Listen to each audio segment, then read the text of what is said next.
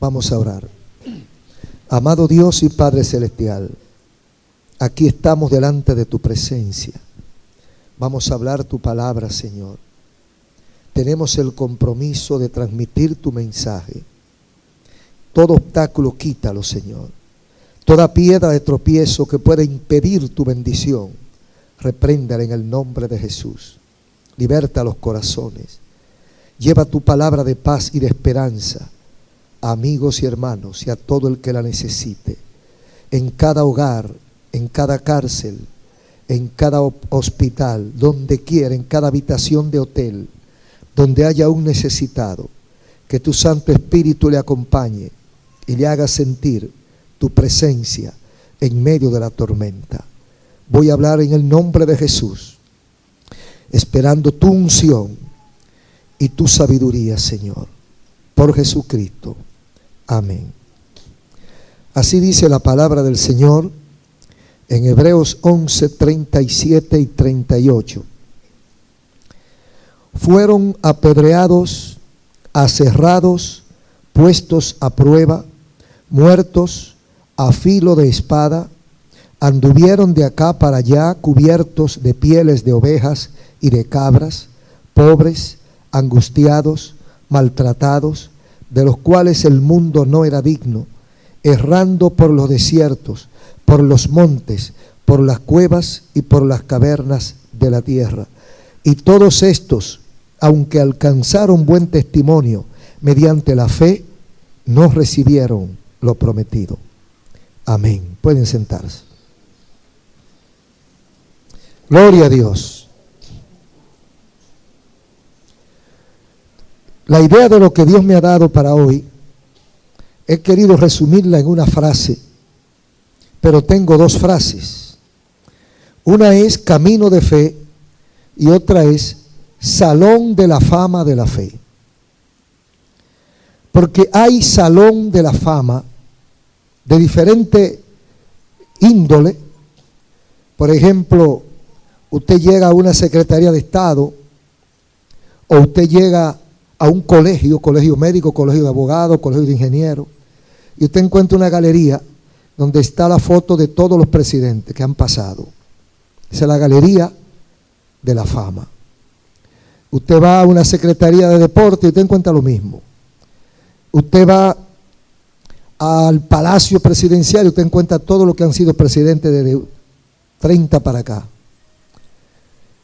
Hay salón de la fama del deporte, del fútbol, del béisbol, y ahí aparecen las estrellas, los que han hecho hazañas, los que han hecho cosas importantes en el deporte, los que han sobresalido, los mejores peloteros, los mejores boxeadores, los mejores futbolistas, baloncetistas, y a eso se le llama el salón de la fama, los inmortales del deporte, porque son gente que van a figurar aún después de muerto, y lo van a emular, los van a imitar, los van a mencionar, porque hicieron cosas que no se andan repitiendo.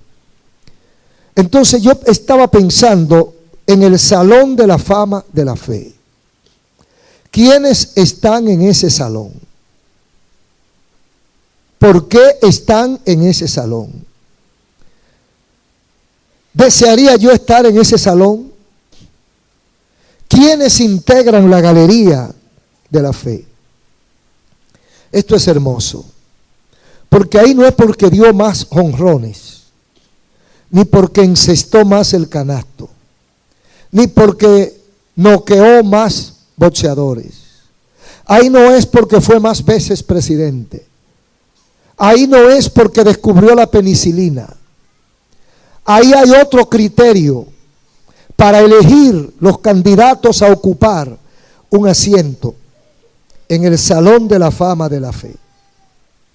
Y aquí en estos versículos nosotros encontramos un resumen, una síntesis de hombres de fe, y presenta un cuadro nada atractivo para que le deseemos, nada atractivo para que usted quiera. Aquí dice, hablando de esos hombres que están detrás, esos hombres que mencionó a partir del versículo 1 de este capítulo.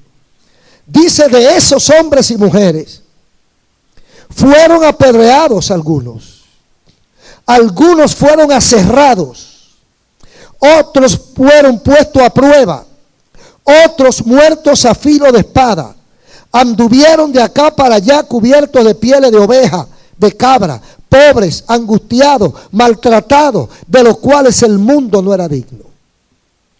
Está hablando un grupo de hombres y mujeres que pasó por el mundo, pero si se distinguió por algo, no fue por su buena vida desde el punto de vista material, no fue por su fama política o social, sino por su vida de fe. Porque algunos de ellos dieron su vida por esa fe, otros fueron maltratados. Y el cuadro que presenta aquí es como para que yo diga: no me interesa estar en el salón de la fama de la fe. Es como para que yo me desencante. Es como para que los jóvenes no aspiren a llegar a ser hombres o mujeres de fe. Y por eso quiero preguntarme: ¿qué buscaban esos hombres de fe? ¿Detrás de qué iban? Porque usted ve que en el deporte la gente quiere que lo firmen. ¿Por qué? Porque le gusta jugar pelota, le gustan los billetes verdes, los dólares que vienen detrás. Entonces, no es tanto que le gusta el deporte, es lo que hay detrás del deporte. Entonces, ¿qué atractivo tiene la fe?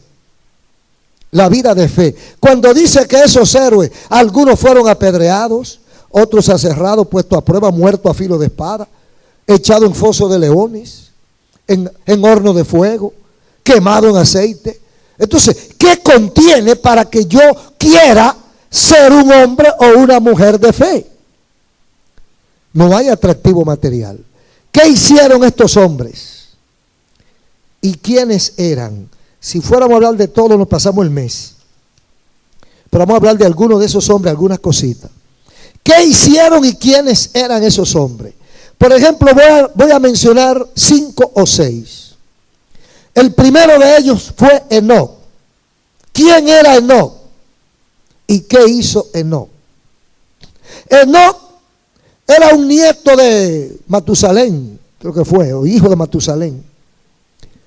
Era el 7º después de Adán. Yo le llamo profeta ermitaño. Era el primero que se atrevió a caminar con Dios. Entonces ese hombre, ¿quién era? Uno. Él era uno del montón. Pero se distingue en su tiempo, la Biblia lo distingue, porque anduvo con Dios.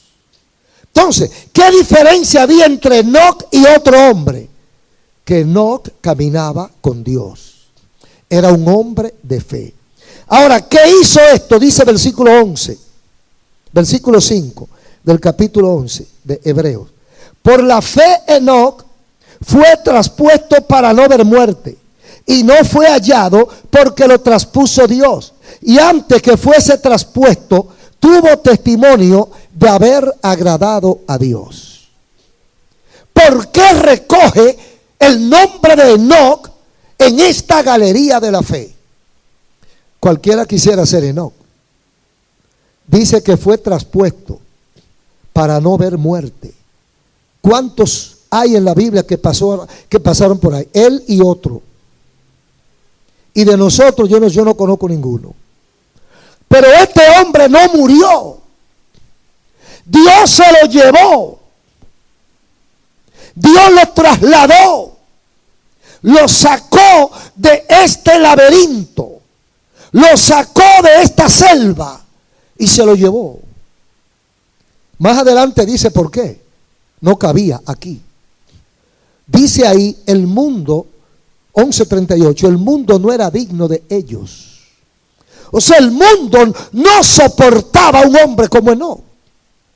Era demasiado hombre para tan poco mundo. Y Dios se lo lleva.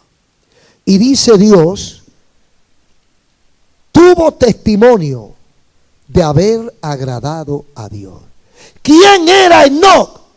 Un hombre que en medio del pecado supo agradar a Dios. ¿Por qué recoge a Enoc? ¿Qué hazaña hizo Enoc? ¿Cuál fue el jonrón que dio Enoc para estar ahora en la galería de la fama? Anduvo con Dios. Y la hazaña fue llevado por Dios. ¿Verdad que merece estar ahí? El segundo hombre es Abraham. ¿Quién era Abraham? Un empresario rico, próspero, agricultor, ganadero, de una familia poderosa en Ur de los Caldeos. ¿Y cuántas cosas más tenía Abraham? Pero ¿qué dice la Biblia? Versículo 8. Por la fe Abraham, siendo llamado, obedeció para salir al lugar que había de recibir como herencia y salió sin saber a dónde iba. ¿Qué hizo Abraham para estar ahí? Abraham era un ganadero, un empresario, un agricultor poderoso, un hacendado, todo eso. Pero dice aquí que un día Dios llama a Abraham y le da una orden expresa: abandona tu tierra, tu familia, tu herencia y vete al lugar que yo te indicaré. ¿Usted cree que cualquiera se atreve a hacer eso? ¿Usted sabe lo que es extrañar a uno? Arrancar a uno de su casa, de su familia, de su entorno, de lo que usted conoce, de su ambiente. No para llevárselo a Nueva York o a París o a Madrid, que usted por lo menos ha oído y ha leído acerca de eso, sino tú sales de Ur y vas a ir a un lugar cual yo te indicaré. ¿Lo hizo o no lo hizo? Abandonó familia, se llevó lo que pudo para el camino, se llevó lo que pudo, pero la tierra no se la podía llevar, tuvo que dejarla. Se llevó una buena cantidad de vacas, de ovejos, de camellos, todo lo que pudo llevarse se lo llevó y su familia. Pero la tierra tuvo que dejarla, el sembrado tuvo que dejarlo.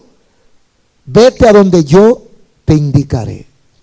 Y dice que por la fe obedeció para salir de ahí y recibir como herencia, y salió sin saber a dónde iba. Abraham no era cualquier cosa, y no era que no amaba a su familia.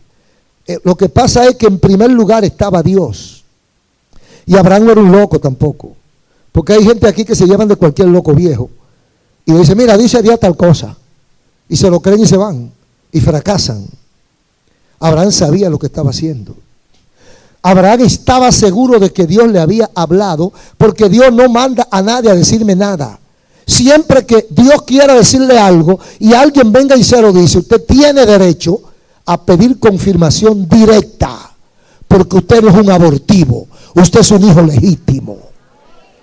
Si Dios mandó a Juancito a traerme un mandado a mí, ¿por qué no puede hablar conmigo? Está bien, yo acepto el mensaje que me trajo Petronila, lo recibo, pero necesito confirmación. Si no me lo confirma, no me muevo, porque yo no soy un advenedizo, yo soy un hijo de Dios. Y si Dios te habló a ti para que hable conmigo, si el objetivo de tu mensaje soy yo, entonces yo valgo algo. Yo delante de Dios cuento. Porque si Dios se molestó en molestarte a ti para que viniera donde mí, entonces yo creo que Él sabe dónde yo estoy. Abraham sabía lo que había pasado. Él no andaba tentando, adivinando. Dije: mira, lo que pasó fue que yo me equivoqué con lo que Dios me dijo. Lo que pasó fue, y buscan un invento para que cuando no se cumple la cosa. No, lo de Abraham estaba claro. Mire, para usted abandonar su casa, para usted abandonar su tierra y su familia, usted tiene que estar claro. Usted no se va a ir porque cualquiera le diga vete. Entonces para eso hay que tener fe. Fe en el que le habló, fe en el que se lo dijo. Entonces Abraham abandona y se va. Y dice el versículo 17: Por la fe Abraham, cuando fue probado, ofreció a Isaac, el que había recibido las promesas, ofrecía su unigénito. Y habiéndosele dicho, en Isaac te será llamada descendencia, pensando que Dios, oiga bien, pensando que Dios es poderoso para levantar aún de entre los muertos, de donde en sentido figurado también le volvió a recibir, por la fe bendijo a Isaac y a Jacob y a Esaú respecto a cosas venideras. Y por esa fe Abraham fue capaz de ir a sacrificar a su hijo porque Dios se lo pidió. Son dos cosas importantes. Abandona su casa porque Dios se lo pide y está dispuesto a sacrificar su hijo único. Único, hermano.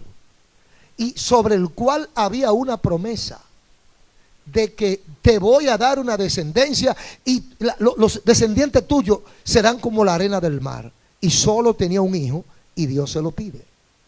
¿Verdad que no hay? Parece una contradicción, parece un choque. Esto parece un choque de trenes, porque ¿cómo es posible? ¿De dónde va a venir la descendencia? A Abraham no le importó averiguar eso. Dice, mira, Dios puede resucitarlo después que yo lo mate, porque Él es el que me está mandando. Dios puede darme otro. Dios puede hacer lo que Él quiera. Pero yo lo que tengo que hacer es obedecer a Dios. Y se fue a obedecer a Dios, usted sabe la historia. Dios proveyó, Isaac no murió, pero Abraham obedeció. Abraham cumplió con su Dios. Y por eso está Abraham en este salón de la fama de la fe. El tercero es José. José fue un funcionario, un alto funcionario. Un alto funcionario del imperio de su tiempo, Egipto. El segundo hombre. El mismo rey había dicho, después de mí va él. Porque a veces la gente cree que las personalidades importantes no necesitan fe. Como que se rebajan si tienen fe. A veces la gente piensa que el intelectual no debe creer en Dios. A veces la gente cree que el científico no debe creer en Dios. Hay que reunirse con alguno de esos famosos.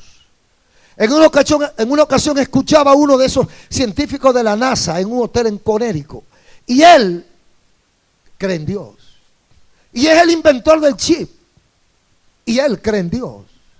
Del microchip. Y él cree en Dios. Y demostró por qué él cree en Dios. Él decía, mientras más alto llega el hombre, más creo que hay un Dios. Porque mientras más uno averigua e investiga, descubre que le falta más. Porque el ignorante cree que todo lo sabe, pero el científico descubre que ahora es que falta. Entonces José era funcionario del emperador, pero él confiaba y servía a Dios. Y de ese José, dice el versículo 22, por la fe José, al morir, mencionó la salida de los hijos de Israel y dio mandamiento acerca de sus huesos. Había una promesa de que los hebreos, los judíos, que tenían 400 años en Egipto, que fueron allí y estaban pasando trabajo, iban a salir de ahí. Pero era una promesa. Pero ¿a dónde iban ellos? ¿Qué tenían ellos para resolver sus problemas económicos? Ellos no se podían valer. Pero había una promesa de que Dios le iba a dar una tierra prometida, que fluye leche y miel, donde hay riqueza, donde hay bendición y donde Dios lo iba a proteger. Y José creyó eso. Y él dice, aunque yo muera antes, aunque yo no alcance a ver la gloria en ustedes, aunque yo no viva para contar la historia, yo sé que Dios cumple su palabra.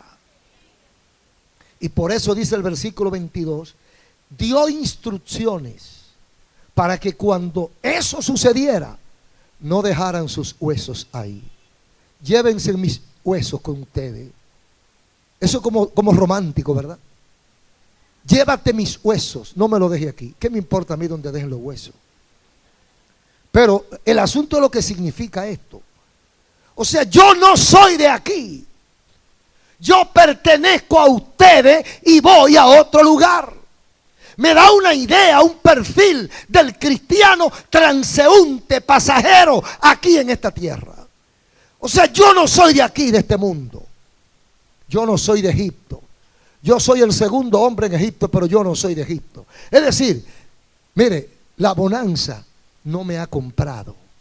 La buena vida no ha cambiado mis sentimientos. El poder no me ha doblegado. El dinero no ha cambiado mi mentalidad. Yo sigo siendo judío y yo sigo amando a Dios y yo sigo sirviendo a Dios. Entonces, ¿por qué está José ahí? Porque se comportó creyendo en ese Dios que él conocía, a pesar de que el mundo le sonreía y lo enamoraba.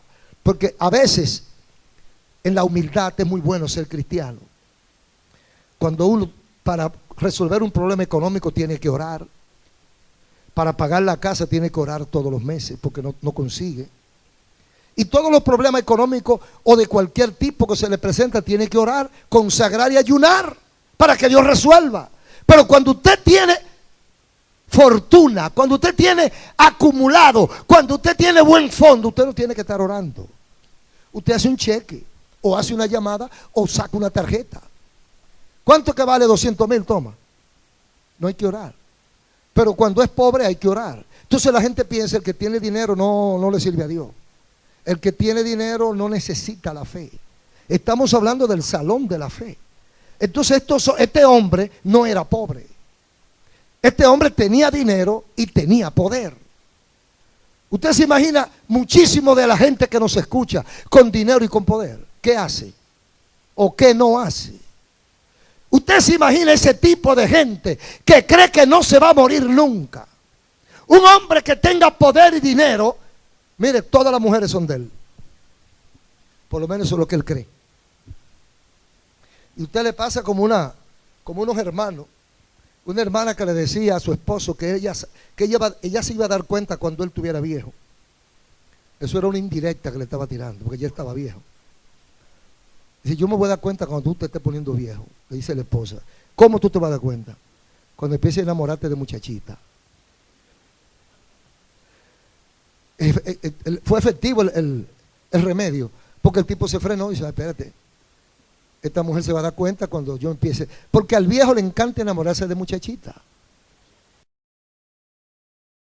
Difícilmente se enamora de una vieja. La respeta. Dice, no, yo esa persona la respeto. Gloria a Dios. Entonces, nosotros descubrimos todas estas cosas cuando estamos en el terreno de los hechos. Cuando usted tiene dinero, mire, el dinero. La gente dice que viejo con dinero no es viejo.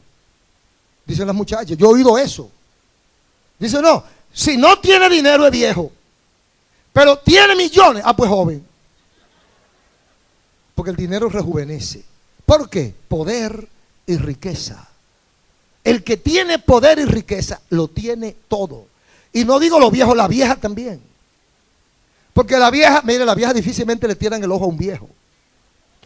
Ella también le gusta porque es que sangre nueva, varón. Entonces, pero una vieja enamorarse de un muchacho es difícil que consiga algo. Cuando usted ve una vieja con un muchacho, con el perdón de las señoras mayores, se lo está diciendo un muchacho, ¿verdad?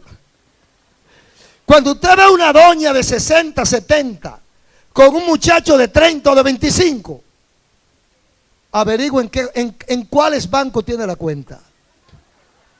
Y le van a decir en Suiza y Londres, en dólares y en libra, en euros y en libra esterlina. O sea, la mujer tiene mucho dinero y por eso, o sea, el poder del dinero y el poder político, el poder militar, abren la puerta. José tenía eso, no necesitaba fe, pero tenía fe. Lo que me dice a mí que el dinero no es todo. Me dice a mí que el poder político pasa, el dinero se termina, las riquezas materiales resuelven algunos problemas. La fe en Dios lo resuelve todo. ¡Oh, gloria a su nombre! Ahí fue que llegó José. Mire, cuando ustedes se vayan de aquí, porque se van, nos vamos. no dejen mi hueso. Mi hueso ustedes me lo llevan. Por la fe, José al morir mencionó la salida de los hijos de Israel y dio mandamiento acerca de sus huesos. Eso es grande. ¿Dónde van a poner mis huesos? Si eso fue, mire, también me dice eso a mí, que si eso fue con los huesos, ¿qué sería con los hijos? ¿Cuáles serían las instrucciones que dejó con sus hijos? No me dejen mis hijos aquí. Instruyan a mis hijos en la palabra de Dios, o sigan la palabra de Dios, porque ya él lo había instruido. ¿Cuántas cosas se derivan de esa fe de José? Era un hombre que vivía pendiente a Dios. Era un hombre que sabía que todo lo que aquí abajo hay es pasajero, es por un tiempo, y que lo verdadero es lo que viene. Yo no quiero tener problema con Dios. Yo no soy de aquí, yo me voy con ustedes. Porque el hombre tenía fe. Entonces, el otro caso es el de Moisés, estadista y libertador. Versículo 24. Por la fe Moisés, grande ya, rehusó llamarse hijo de la hija del rey Faraón, escogiendo ser maltratado con el pueblo que gozar de los deleites temporales del pecado, teniendo por mayores riquezas y vituperio de Cristo que los tesoros de los egipcios, porque tenía puesta la mirada en el galardón. Ese otro que tenía poder, hijo de la princesa, criado en el palacio que gobernaba y que mandaba y que hacía todo lo que daba la gana, dinero, fama, fortuna, poder, sirviente, de todo, inteligencia, academia, estudiado, todo lo tenía. Pero ¿qué hizo con eso que tenía?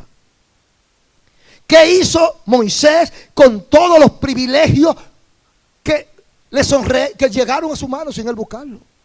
¿Qué hizo Moisés con todo el dinero, con toda la fama, con todas las relaciones que tenía?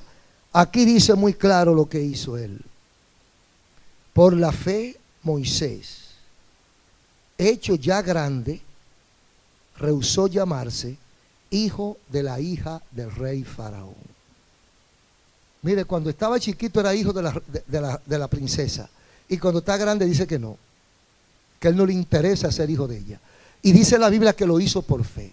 ¿Y porque de dónde nace esa fe? De que la que lo crió fue su verdadera madre, de manera oculta, y lo instruyó y le enseñó a conocer a Dios. Entonces, Moisés se convierte de estadista de un reino pagano en el conquistador y libertador, o libertador de su propio pueblo. ¿No le parece bonita esta historia? ¿No le parece que merece estar en el salón de la fama de la fe? ¿Por qué lo hizo Moisés? Porque no creía en Dios. Él podía creer más en Faraón, que lo está mirando. Hay gente que dice ver para creer. Yo no creo lo que yo no veo. Bueno, Moisés no había visto a Dios y había visto a Faraón, y dejó a Faraón de un lado y se fue con Dios. Yo prefiero seguir sirviéndole a Dios. Y dice, y otro caso que tenemos aquí es el de Daniel, otro estadista, joven, súper inteligente, sobresaliente entre los grandes, echado en el foso de leones. Este hombre, ¿qué hizo para estar en el salón de la fama? Le sirvió a Dios con el reino en contra. Lo castigan y lo echan al foso de leones, y Dios cierra la boca de los leones y guarda su vida. ¿Por qué lo hizo? ¿Cómo lo hizo? Lo hizo porque confiaba en Dios. Tenemos casos de Sansón y tenemos muchos otros casos. ¿Cuál era el común denominador de todos estos hombres? Fe. Unos eran estadistas, otros eran pescadores, otros eran agricultores, otros eran ganaderos, otros eran políticos como Daniel. Pero todos tenían una misma cosa. Todos tenían fe. Lo que quiere decir que todos nosotros podemos tener fe. La fe no está circunscrita a un tipo de gente, a una clase de gente, sino a toda la gente. Todos podemos creer y todos podemos ser beneficiados con la fe. ¿Por qué lo hicieron?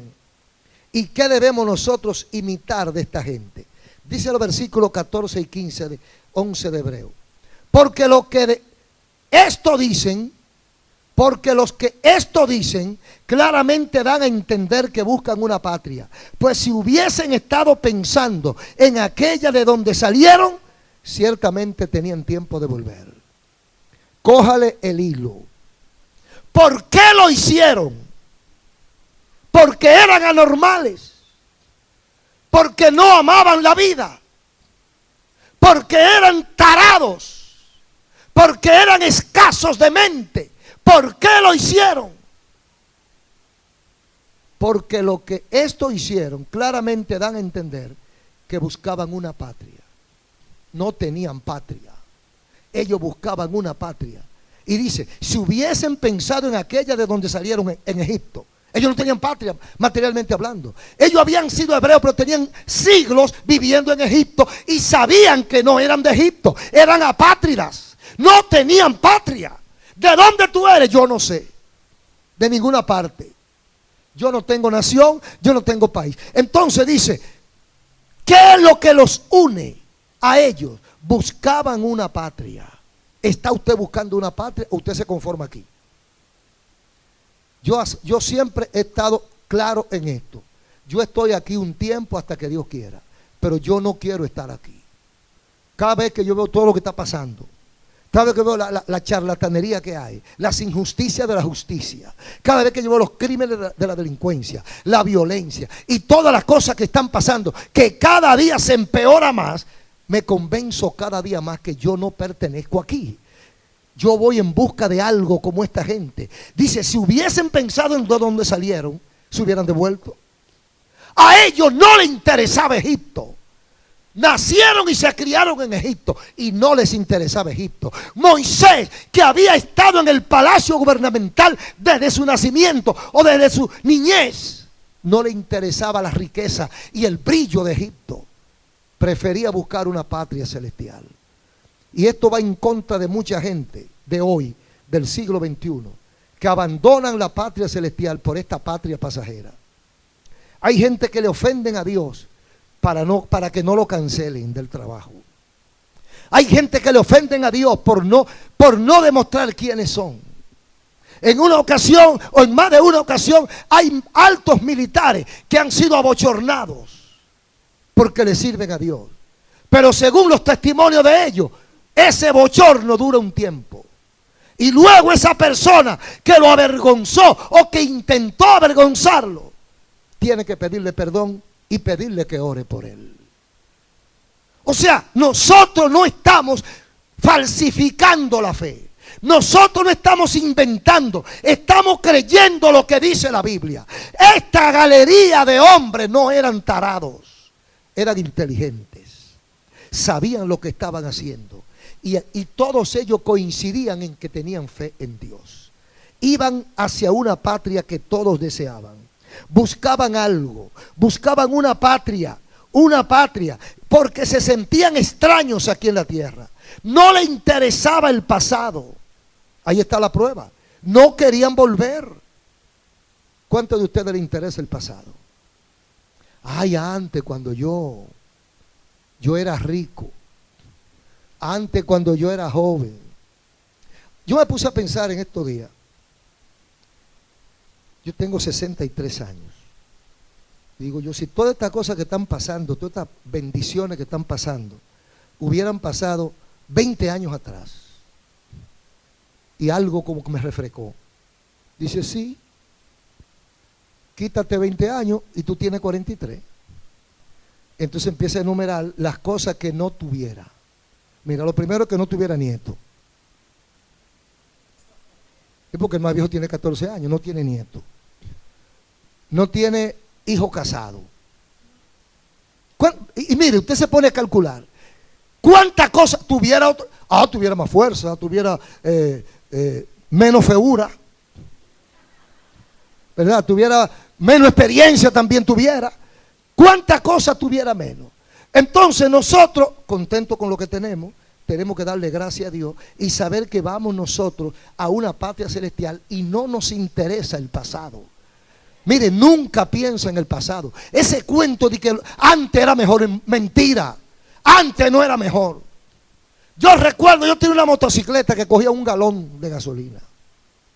y la gasolina costaba 35 centavos. Y yo con lucha lo llenaba el tanque. Y en una ocasión yo salto de motor a un vehículo y el diablo me decía, ¿sabe cuánto me costó una Toyota Crown Station? 2.500 pesos, fiá. Y me la dieron con 500 pesos adelante. Un hermano que tenía un dealer. Y ese aparato que era de 6 cilindros, el diablo me decía, te va a quedar en la carretera sin gasolina. Y la gasolina estaba, creo que era 64 centavos, después la subieron a 80. Y cuando la subieron a 80, y después la subieron a 1.25, hubo una huelga. Y yo me asustaba. Y un día venía de La Vega hacia la capital. Y venía asustado porque venía la agujita media bajita. Y yo no tenía para echarle. Yo, este aparato consume demasiado. Y como que una vocecita me dijo, el que te dio el carro no te puede dar el combustible. Hermano, los tiempos anteriores no son mejor que esto. Disfruta el día de hoy. No piensa en el pasado. Nosotros vamos adelante en el nombre de Jesucristo. El Señor está contigo.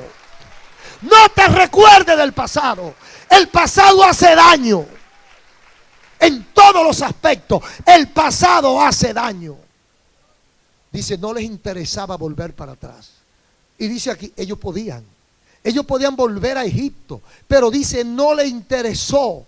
A pesar de estar en un desierto, a pesar de no hallar ni comida, de estar a expensas de las fieras en el desierto, no querían volver. ¿Por qué? Porque tenían su mirada puesta. Dice, pero anhelaban una mejor, esto es, celestial. Por lo cual Dios no se avergüenza de llamarse Dios de ellos, porque les ha preparado una ciudad.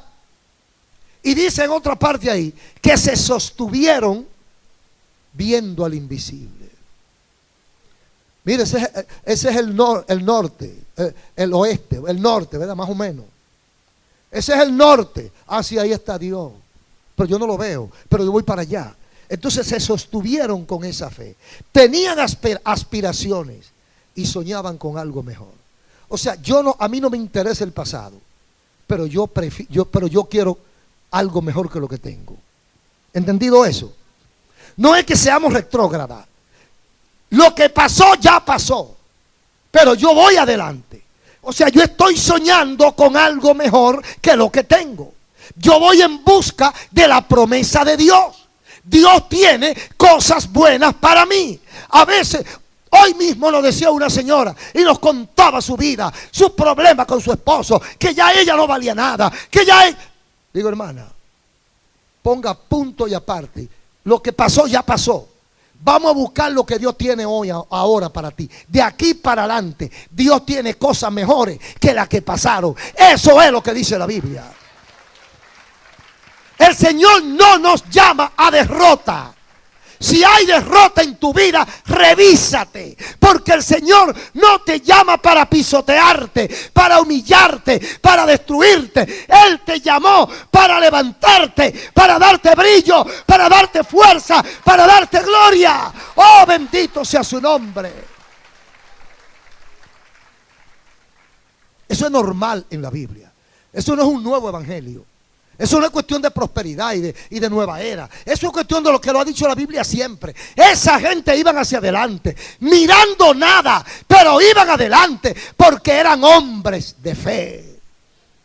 Y eso basta. No te quejes de lo que ha pasado.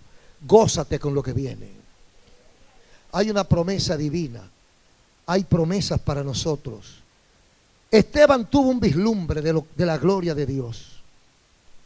Y ya termino con esto. Pero fíjese, Esteban era un apóstol. Lo mataron por causa del Señor. ¿Y qué dijo cuando estaba muriendo?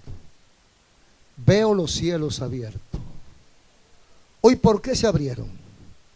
Veo los cielos abiertos y el Hijo de Dios a la diestra del Padre. Oh, gloria a Dios. Oiga, qué espectáculo tan hermoso, tan reconfortante. Hermano, amigo, que usted esté muriendo ya dando los últimos suspiros y usted le den un chance para hablar y usted diga lo que está viendo. ¿Qué tú ves? que el cielo se abre. ¿Y qué hay adentro? El Hijo de Dios a la diestra del Padre. ¡Oh, gloria a Dios! ¿Pero qué está diciendo esto? Para allá es que voy.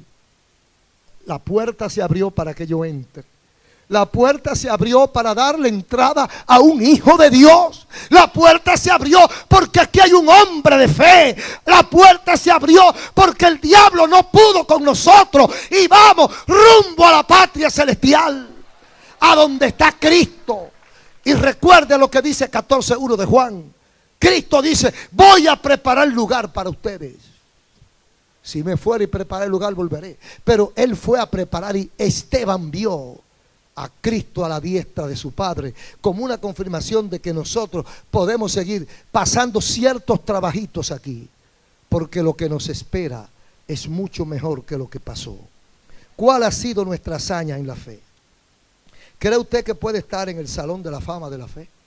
¿Quién es usted? ¿Quién soy yo? ¿Qué he hecho yo por Dios? ¿Qué yo he hecho que valga esa descripción, esa declaración, esa característica de que yo soy un hombre de fe? ¿Por qué soy yo? ¿O por qué es usted una mujer de fe? ¿Vive usted? ¿Camina usted con Dios como no? ¿Está usted dispuesta a dejar lo que sea, como hizo Abraham, por causa del evangelio y por causa de la fe en Cristo? ¿Ha conseguido usted algo aquí que valga más que su comunión con Dios, que su paz con Dios? Yo no sé cuántos de ustedes han pasado por un momento de gozo espiritual, pero hay momentos tan grandes que a uno se le salen las lágrimas, y le pasa como a Pedro, Juan y Jacobo. Se quiere quedar ahí. Me quiero quedar aquí, Señor. Oh, gloria a Dios. Me quiero quedar aquí, Señor. No te vayas de mí, no te apartes, no te alejes. Quiero seguir. Mire, cuando usted está ahí, usted se le quita el hambre, se le quita el sueño, se le quita el cansancio, se le quita todo. Y usted se siente como transportado. Nada de lo que pasa aquí le molesta. Usted está en otro plano, en otra dimensión, en la presencia de Dios. Y eso lo da el Señor. Eso no lo da el dinero ni la droga. La droga te engaña, el vicio te engaña. Jesucristo no te falla. Si le entregas tu vida a Cristo, si haces un compromiso con Dios, si te arrepientes de tus pecados, Dios te garantiza paz. Paz gratis, tranquilidad del alma, gratis. Y Dios te va a ayudar. En estos días nos llevaron a orar en una clínica, una señora muy famosa, muy importante de este país. Y cuando nos vio, ese es el pastor Ezequiel Molina. Ay, pastor, yo quiero paz. Yo quiero paz, pastor. Si yo le digo quién es, usted se da cuenta de muchas cosas. Pero ella no tiene paz. Tiene otras cosas, pero no tiene paz. El mundo no da paz. Hermano, el mundo no da paz. El mundo da alegría momentánea, pero la paz, la quietud del alma, la confianza en el alma, que usted se siente bien. Usted sabe lo grande que sentirse bien. Pero ¿cómo puede usted sentirse bien si no está en paz con Dios? Si usted está en pleito con Dios, si usted está en contra de Dios, o Dios está en contra de usted, ¿cómo se va a sentir bien? Nosotros sin un centavo nos sentimos bien. Pero en el mundo, en el pecado, puede tener los millones que tenga y no se va a sentir bien. Y yo sé que hay muchos que me escuchan y a veces te me lo refieren. Yo sé que hay mucha gente que sabe que es así y está pasando por ahí, que tiene dinero que ni votando se acaba, pero no tiene paz. No tiene paz, no tiene tranquilidad. Su espíritu no está tranquilo. Cristo Jesús te quiere ayudar. Tú puedes ser parte de ese salón de la fe. Tú puedes ser un victorioso en Cristo, solamente imitando a Enoc, caminando con Dios aquí. Caminando con Dios aquí. No es fácil, pero es posible. No es fácil, pero vale la pena. Cuando los amiguitos, cuando las amiguitas te inviten, cuando los amigos te inviten a hacer cosas inapropiadas de un hijo de Dios, dile: yo sirvo a Dios. Y se va a quedar frisado. ¿Y por qué tú es que ya tú cambiaste? ¿Qué te pasó a ti? ¿Qué fue lo que te hicimos? Yo soy cristiano evangélico. Y yo cambié todas esas basuras por la gloria de Dios. Y yo sigo a Cristo. Y lo van a dejar tranquilo y lo van a respetar. ¿Y sabe qué va a pasar? Que cuando tengan un problema lo van a buscar. Fulano, como yo oí que tú le sirves a Cristo, yo quiero que tú ores por mí. Yo necesito que tú ores por mí. Porque el mundo, los que están en el mundo a veces pantalla lo que están haciendo. Usted lo ve y que contento, pues se lo está llevando el diablo por dentro. Usted lo ve con una sonrisita y por dentro está llorando. Así, esa es la vida del mundo, la pantalla, el bulto, la fantasía. Y usted lo ve bailando en una discoteca y al otro día dando gritos. Wow, que tú eras que estaba gozando ayer y por ahora está dando gritos.